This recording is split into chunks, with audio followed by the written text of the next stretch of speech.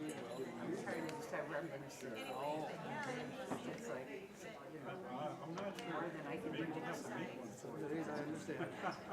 Too many choices. I know. I'm doing fine. Right. I used to do it.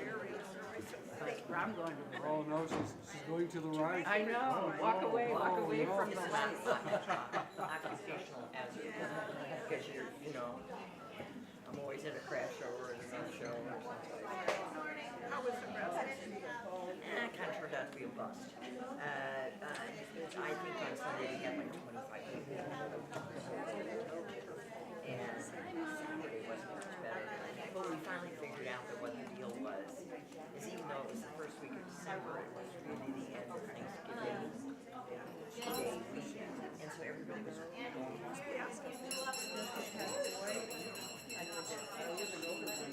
Yep. Are you helping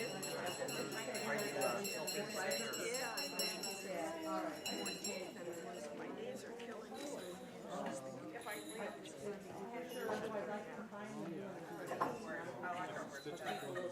okay. No, please don't. Okay. For you and Larry and Marilyn on Friday. Oh, did Marilyn go? Do you know? No, I didn't.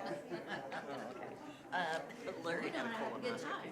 I guess that's Yeah, no, when we realized that the dates overlapped, we were both like, oh crap. Because what, it was Ed Love and, yeah. And I'm sure that it was so nice to have somebody. It wasn't her fault. That's a win. did they do any Christmas music? I know last year they didn't. Right at the very end, they said,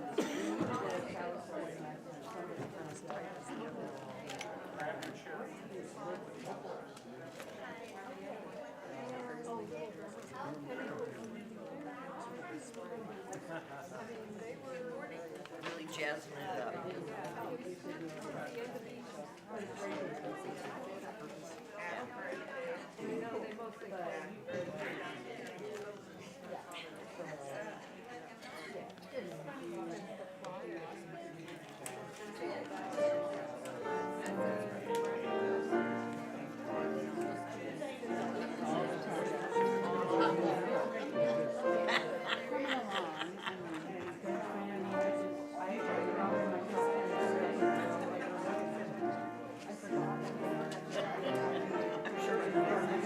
Hey, what's the deal?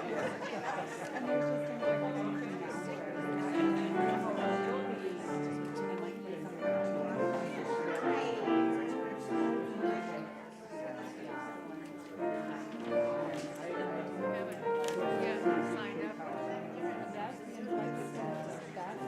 For help.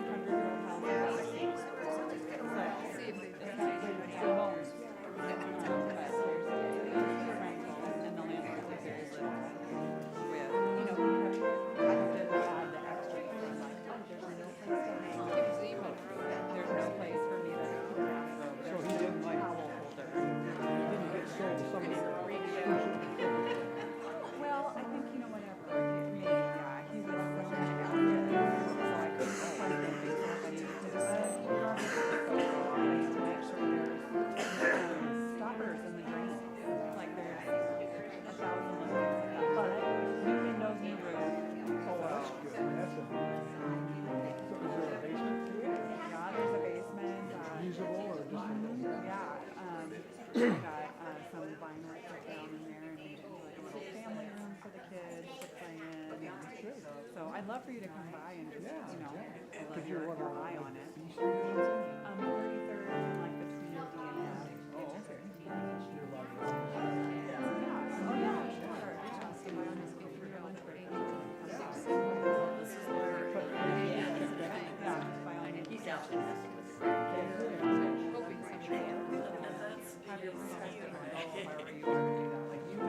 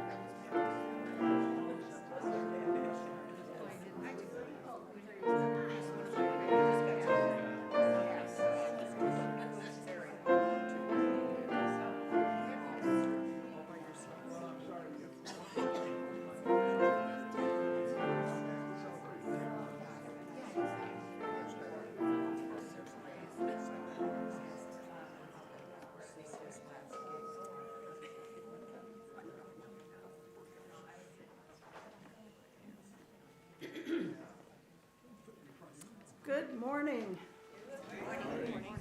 Welcome to the Unitarian Church of Lincoln.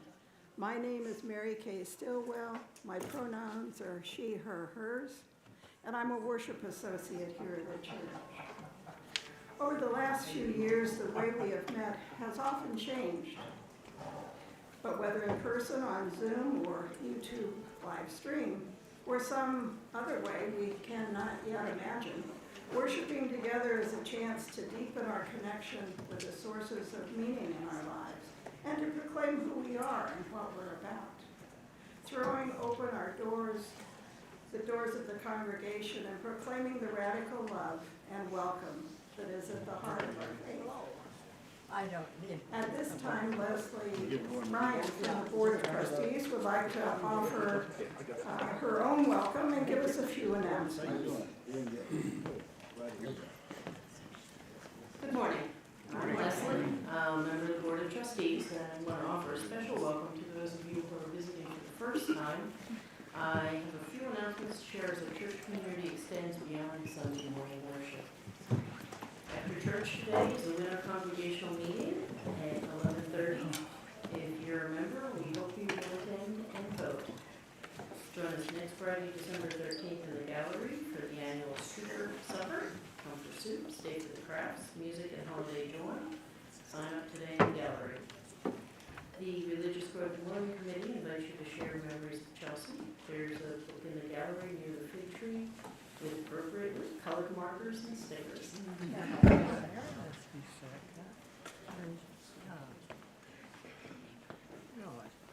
Thank you, Leslie. The Unitarian Church of Lincoln aspires to be a loving community, uniting reason with spiritual exploration to transform ourselves and our world. We have a big vision here, and we know that creating a loving community begins with welcome.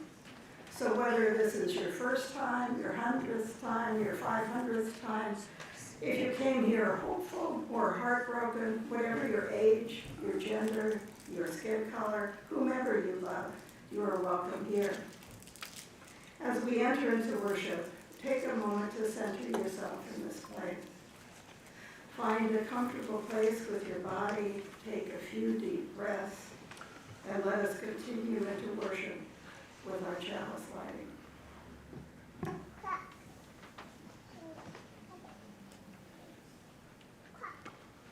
Today our chalice lighting is a responsive one. And the screen has the words. So I do the first part and you do the bowl face. We give thanks for Mystery by Amanda Udis Kessler. A poem is born, a spark ignites, something completely new comes into being. We give thanks for the mystery and miracle of life. A waterfall descends, a rainbow arcs through the sky, the ocean opens to endless horizon. We give thanks for the mystery and miracle of beauty. The stars pierce our hearts, peace envelops us. We are blessed. We give thanks for the mystery and miracle of wonder. In the midst of pain, we find our way to hope and restoration. We give thanks for the mystery and miracle of healing. In the midst of fear, we do what is right and speak our truth in faith. We give thanks for the mystery and miracle of courage. In our aloneness, we seek someone in greater need and offer ourselves to them. We give thanks for the mystery and miracle of compassion. We gather in community, in relationship, in friendship, and cherish each other. We give thanks for the mystery and miracle of love. Please rise now in body or spirit and join in hymn number 1051, We Are.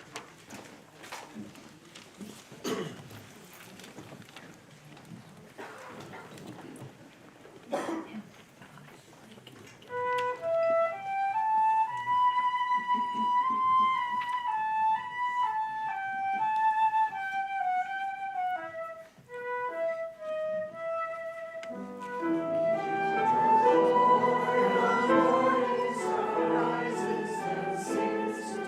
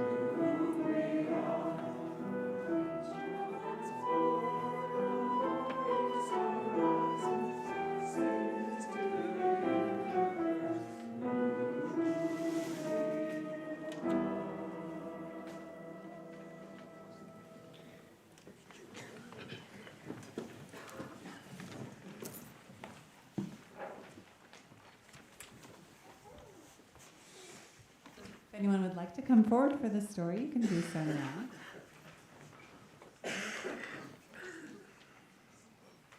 Our story today is called Doodle Day, and I wrote this one.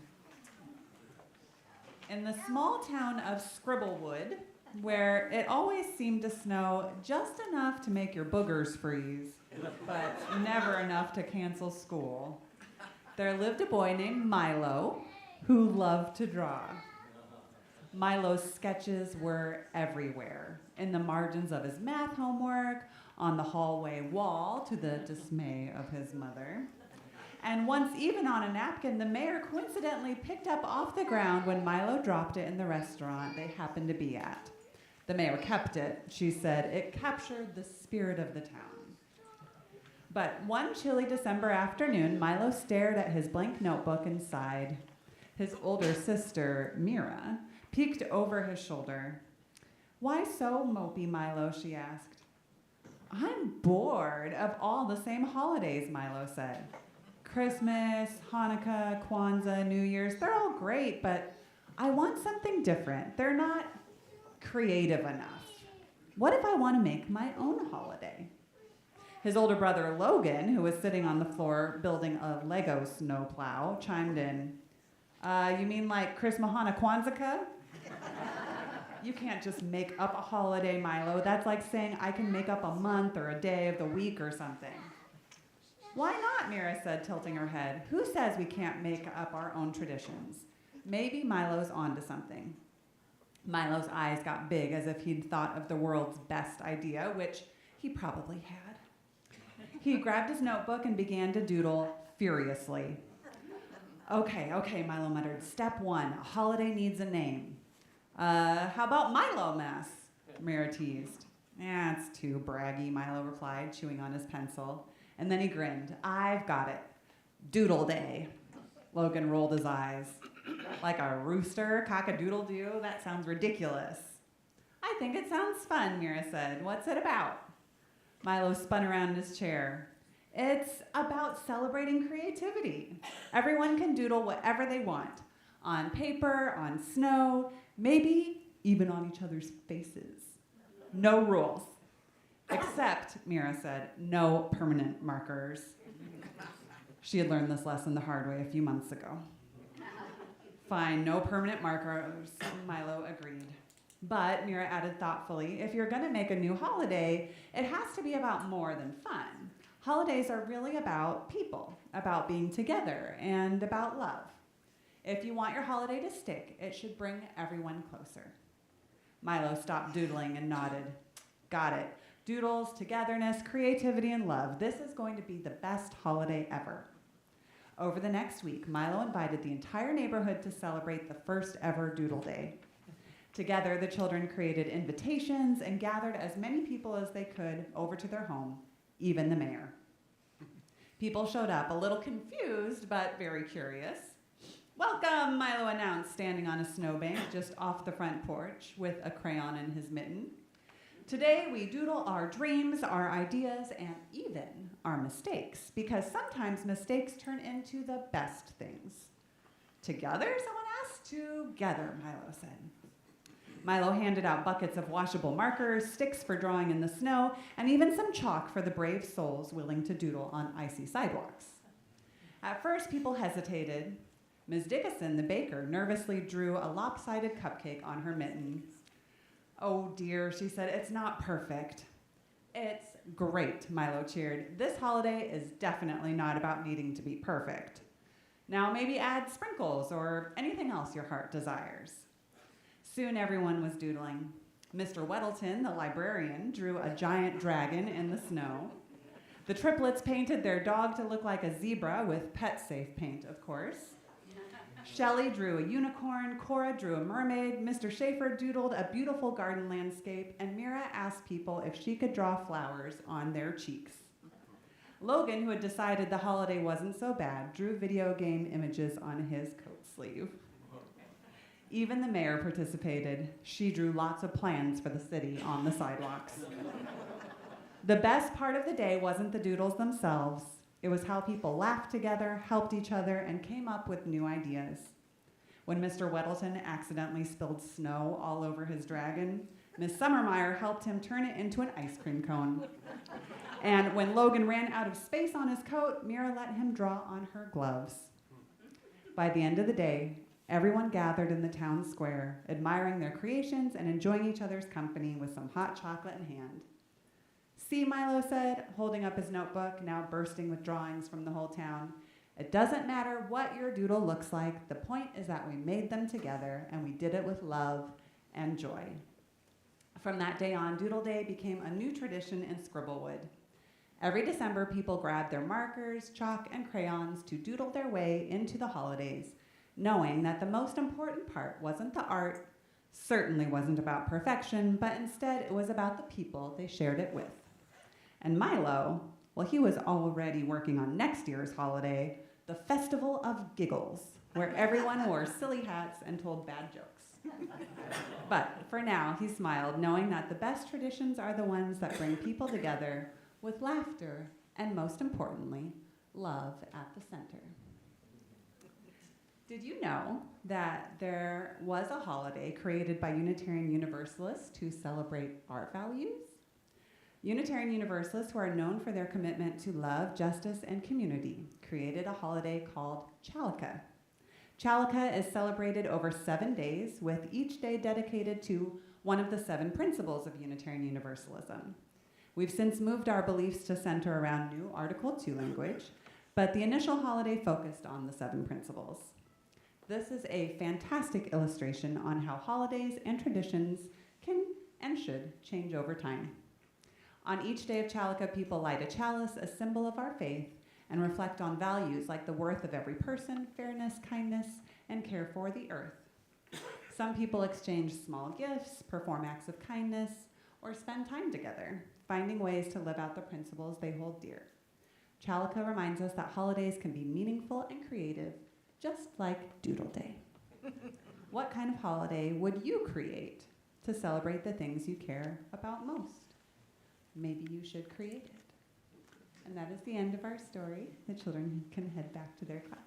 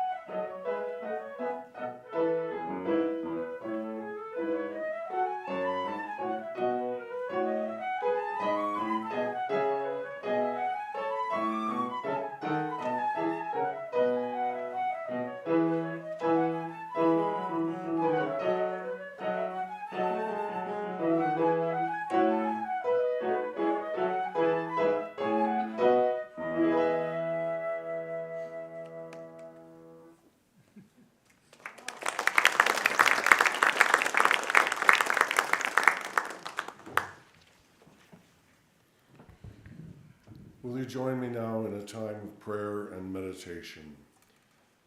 And our meditation this morning is from Reverend Mishra Manish Marzetti. For each child that's born, a morning star rises and sings to the universe who we are. Listen carefully. Can you still hear the song? The one sung for you when you were born. The song sung by a cosmos in motion, rejoicing at your life. You, the result. You, the outcome. You, the celebration.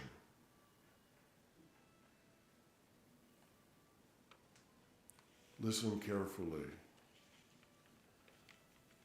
Can you hear it still? A song of possibility. A reminder that we still have time to be who and what we need to be.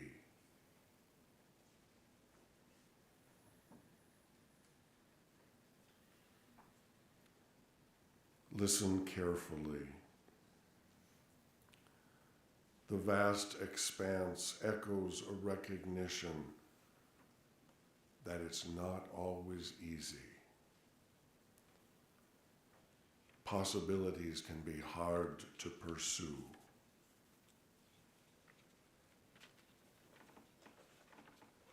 Roads not taken, wrong turns, destinations that disappoint.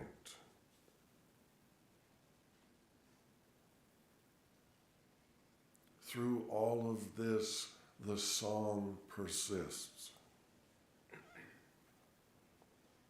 The universe sings no less because time and space wear us thin.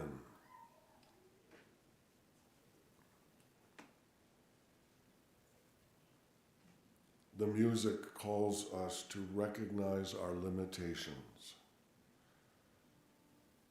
to recognize that the song is best sung with others.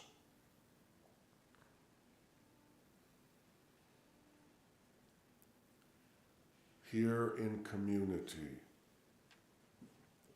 bringing alive that most primordial and original impulse, the desire to sing to the universe who we are, to celebrate and share our lives with others. May it be so, and amen.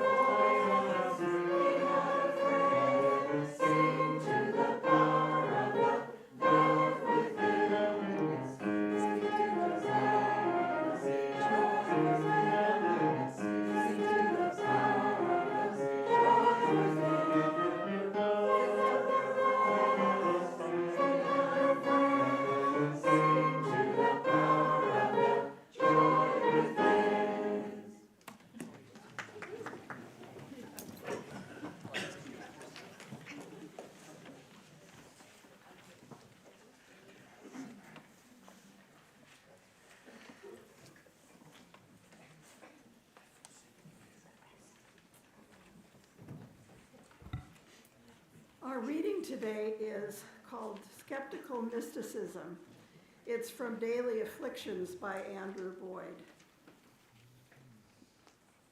You often hear about believers who have crisis of faith, but what of the skeptics among us who have a crisis of doubt? For years, we skeptics have decisively refuted the metaphysical claims of the great religions and scoffed at the pretensions of newfangled spiritual fashions. But then our doubts are suddenly shaken by an unbidden mystical experience. The power of this direct cognition of ultimate reality, beyond words or image, is undeniable. But does it prove the existence of God? If you remain skeptical, you find yourself in a difficult state. You now seriously doubt your doubt, and yet have no abiding faith to replace it. How do you proceed? You can no longer be atheistic because you've communed with the divine. You can't be religious because the existence of God is still in question. What's more, religious representations of God now get in the way of your direct mystical experience. Nor can you be agnostic because you're far from neutral on the subject.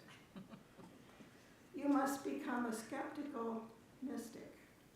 As you cut your own singular path to the great whatever, you must now treat your own experiences with the relentless skepticism you once reserved for the claims of others.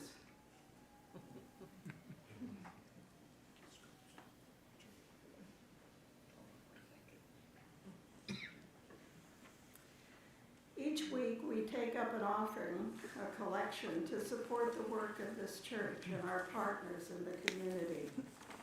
We do this because just as we all grow from our participation in the community, we all give back through our time, our talent, and our treasure. As the song plays, the ushers will pass our offering plates.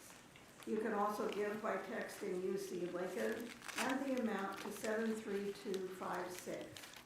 That's UC Lincoln and the amount to 73256. The offering will now be gratefully received. I believe we have a wonderful interlude. What is that?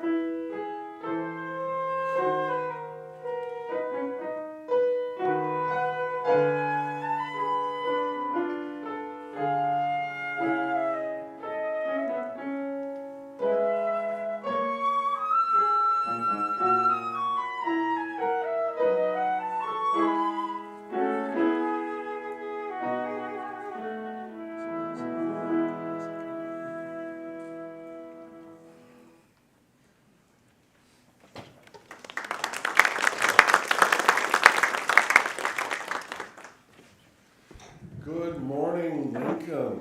Good morning. My name is Reverend A.J. Galazin. My pronouns are he and his, and I'm your interim minister. I want to extend a warm welcome to everyone joining us today, both here in the sanctuary and on YouTube. Wherever you are on your spiritual, ethical, or questioning journey, you are welcome here. And if you're a newcomer or visiting us this morning, please join me right after the service in the front of the sanctuary for a brief and friendly conversation. Our theme for December is present, and that implies being open to whoever you are, wherever you find yourself, and however you bring your presence with you wherever you go. I hope you all had a joyful Thanksgiving. I went home to Wisconsin and was covered with a lovely snowstorm. Winter has arrived in Wisconsin. I love the sunshine here in Nebraska. It reminds me of Texas.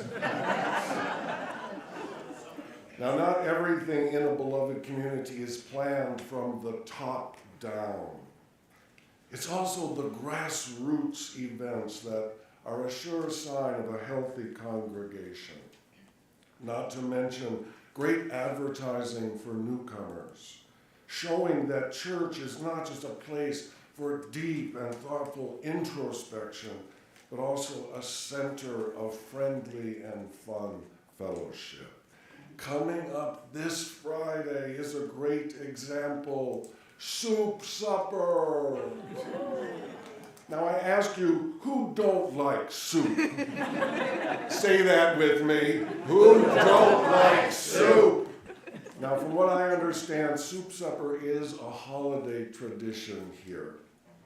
It may have started as a spontaneous idea, made real by a dedicated hive of worker bees. To my knowledge, it's not part of any strategic plan, yet it takes a whole lot of work, and I won't have to do a thing. Everyone is invited to show up and treat yourself this Friday evening. And if you want, you can always sign up to help next time. Am I right? A few years ago, National Geographic magazine published an essay by the inspirational author Anne Lamott titled "Celebrating in the Pandemic." The piece argued that we're missing holiday closeness just when we need it the most. But even grim and uncertain times hold sparks of love and light. I love Lamott's writing because she has an ecumenical earthiness and good-natured humor. And I was not disappointed with this passage at the end of her essay. Quote, "The meaning of this pandemic is that we are all vulnerable and connected. We are in this together, spanning the globe, Buddhists, Jews, Muslims, Hindus, pagans, Christians, atheists. This is so much bigger than the virus because love and caring are bigger than anything, even or especially suffering." Close quote. I was heartened and astounded by her inclusion of atheists in the pantheon of people blessed to connect together in the human family. Perhaps this was a nod to the many rational souls that read National Geographic and consider themselves scientific, not religious. But I sense in her words a deeper inclusivity of holiness, as in the whole of creation.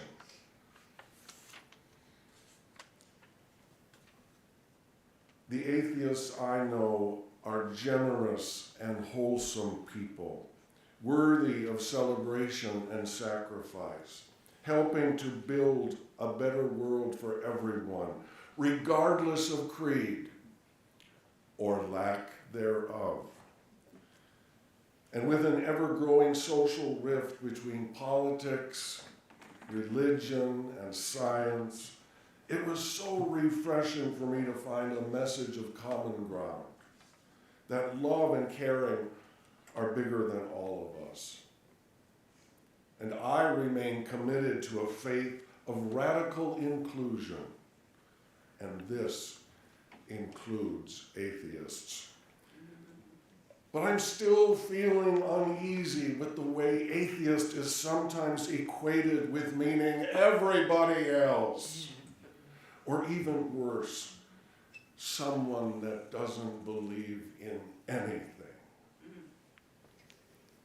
I love Andrew Boyd's meditation on skeptical mysticism and his assertion that, quote, as you cut your own singular path into the great whatever, you must now treat your own experiences with the relentless skepticism you once reserved for the claims of others, close quote. And the people say, amen. No one is immune from critique, not even me. The Unitarian minister and poet-philosopher Ralph Waldo Emerson wrote, and this is in our hymnal if you don't believe me, quote, a person will worship something, have no doubt about that. We may think our tribute is paid in secret in the dark recesses of our hearts, but it will come out. That which dominates our imaginations and our thoughts will determine our lives, our characters. Therefore, it behooves us to be careful what we worship. For what we are worshiping, we are becoming. It behooves us, say that with me, it behooves us. Now, Unitarian Universalists have inherited a Protestant, Puritan skepticism of most holidays. And we tend to celebrate them from a safe distance. So we are not overcome with the tinge of religious fanaticism. I have often said that most UUs don't have any holidays. But maybe I was wrong. What about Chalika? Thank you to Chelsea for writing that lovely story about everyone's ability to create our own holidays. But Chalika is a contemporary celebration invented in 2005 by Daylene Marshall. Every day represents a different UU concept. A chalice is lit every day. Gifts are given. Marshall says, quote, don't make Chalika into another holiday obligation. It can be either serious spiritual exercise or a fun thing to do. All holidays evolve through the people who celebrate them. I don't want too much ownership. I just put the idea out and I'm happy to let it become what it will, close quote. A UU sentiment if I ever heard one. I just put the idea out and I'm happy to let it become what it will. Now, many of you have probably never heard of Chalika. It is not widely celebrated. I'm a traditionalist, but I'm not immune to new ideas. And I started celebrating Chalika 5 years ago.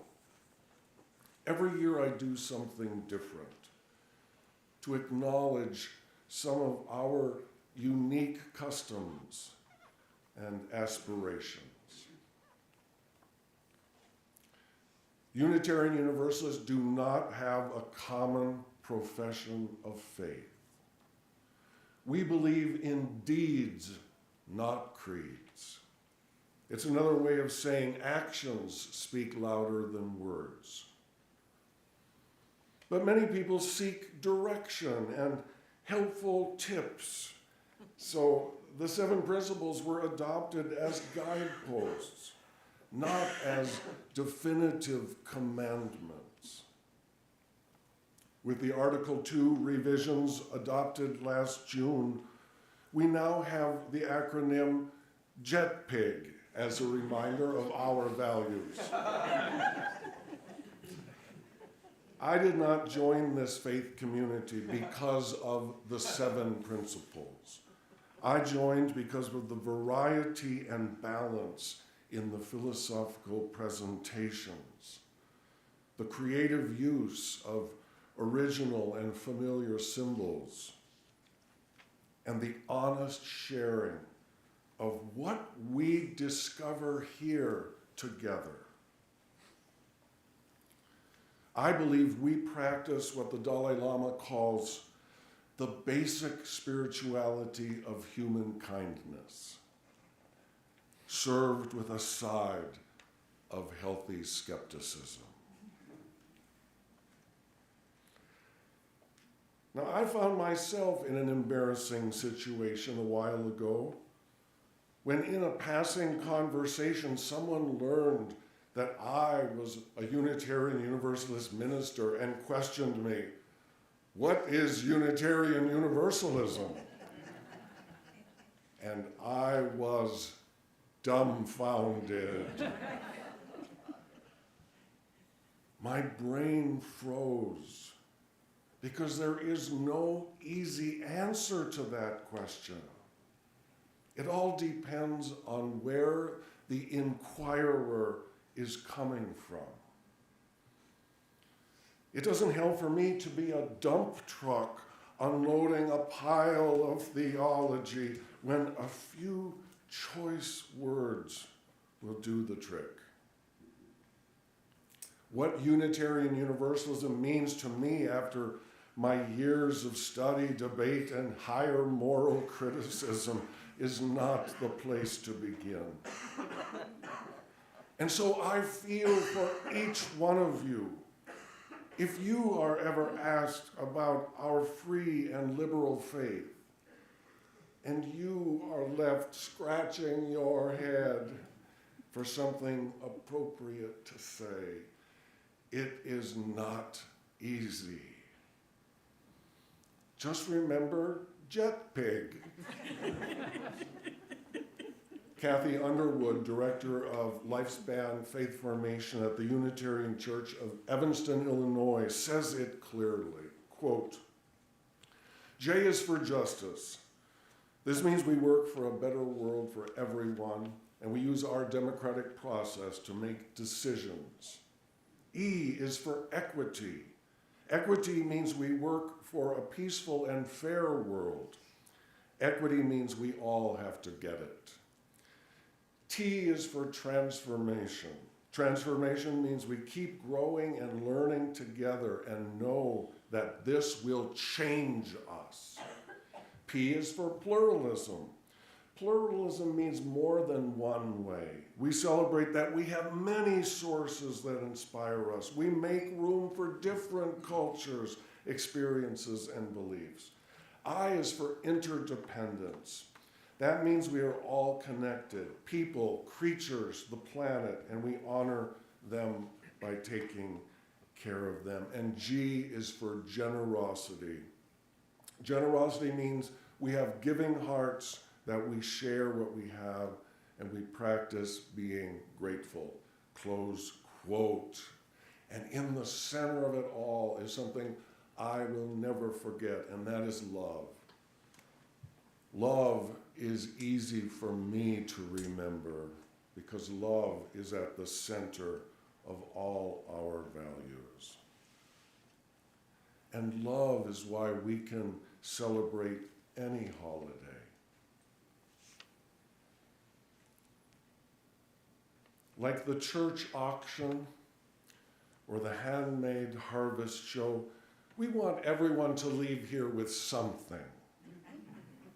So feel free to take something home with you from this quick list of ideas for you to celebrate Chalaka. Give something to someone who cannot pay you back. Write a thank you letter. Draw a picture of someone you love. Talk about justice. Donate blood or give away some of your possessions. Help rake leaves. Wash someone's car. Ooh, my car needs washing. Mow a neighbor's lawn. Talk about this church. How do you feel accepted and cherished here? Participate. Let a committee know you are willing to help out. Visit another faith tradition to learn about different beliefs and be a stranger in someone else's home. Discuss religious questions with friends or family. Wow, what do you believe about the world? What do you wonder about God or the universe? Write a letter to your representatives on something you care about. Join a team at church or help someone with a task. Discuss who is being excluded. Visit a local park, learn about nature, shop your local farmer's market, save energy at home, work to accountably disable racism and other oppressions. Just a short list.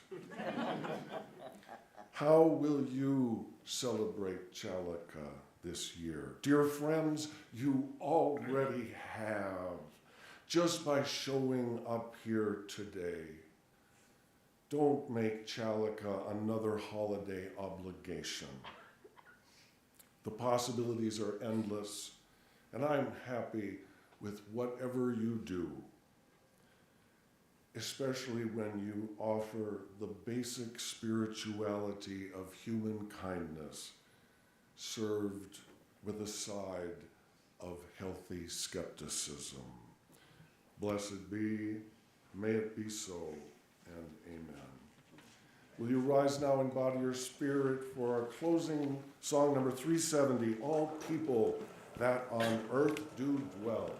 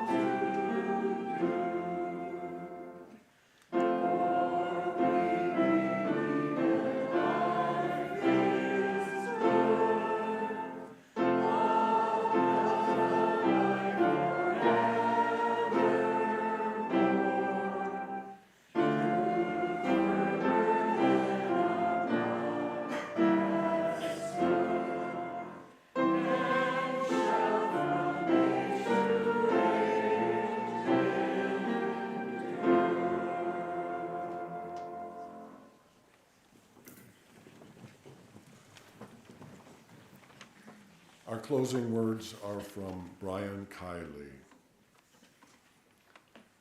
This chalice is extinguished, but its light lives on in the minds and the hearts and the souls of each one of us. Let us carry the flame with us and share it with those we know, with those we love, and most especially with those we have yet to meet. Go now in peace and say hello to someone you don't know today.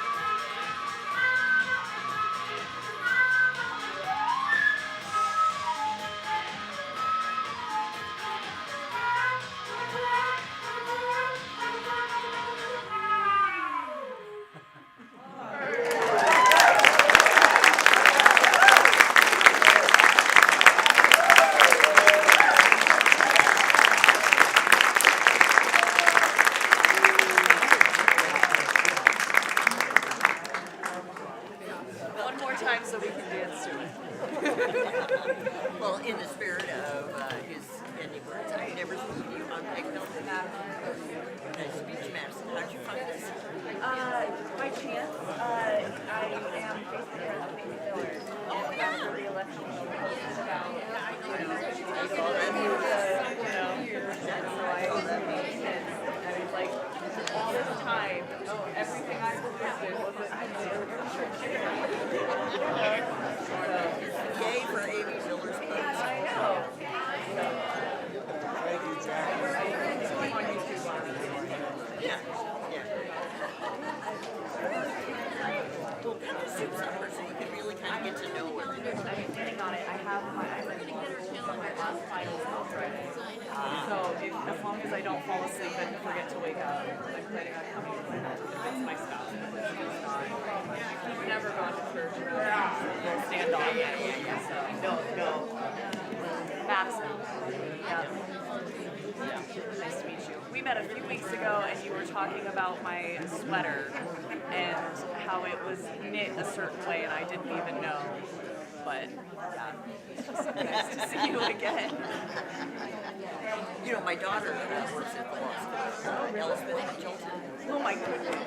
I wanted to do one of her D&D pictures. Someone else did that last week. Oh, I don't know. But I know I was trying to. It's like we go to First Friday Jazz at the Lutheran Church up here. They did, there was a sextet of jazz orchestra. And they did two things